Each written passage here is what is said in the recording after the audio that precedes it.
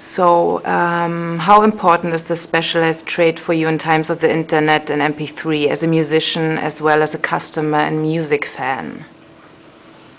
Well, I think that specialized trade, record stores, vinyl stores, I mean, they're really important. They're the sort of the last link or the last place where people can go to actually browse visually and hold a record and look at it and kind of get a feel for an artist, and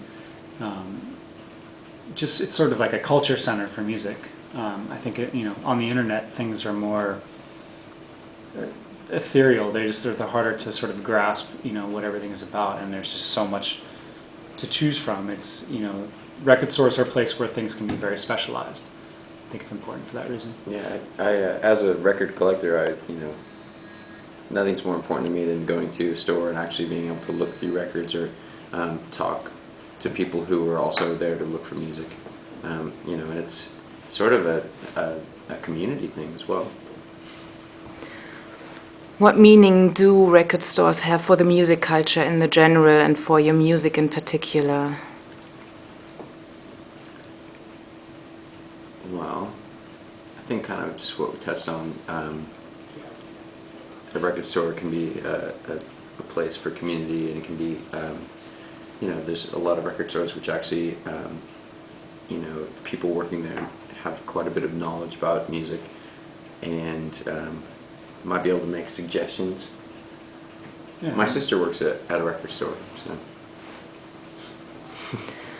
When and where did you buy your first records or CDs, and what memories do you connect with record stores?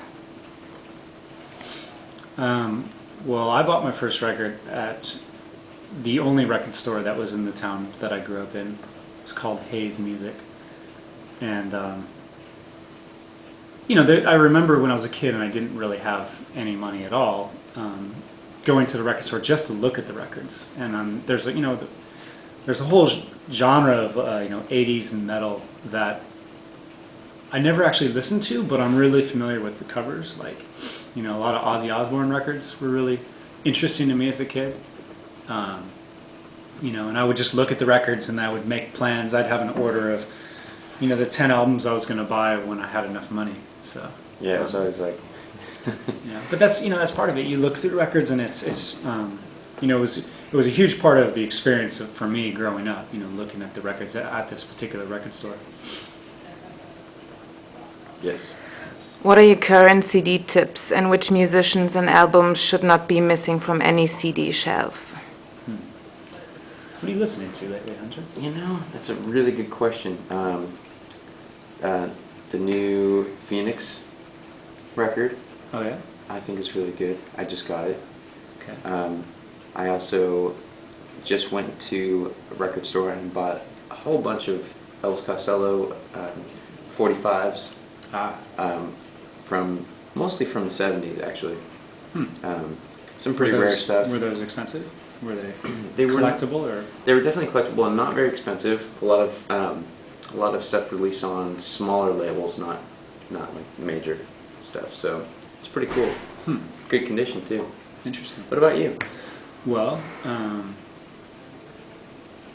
don't know. There's a band I'm into. It's called Parts and Labor. They're from Brooklyn. They're really difficult to describe. They have some elements of punk, but they're also kind of real fast-paced, sort of frenetic drumming.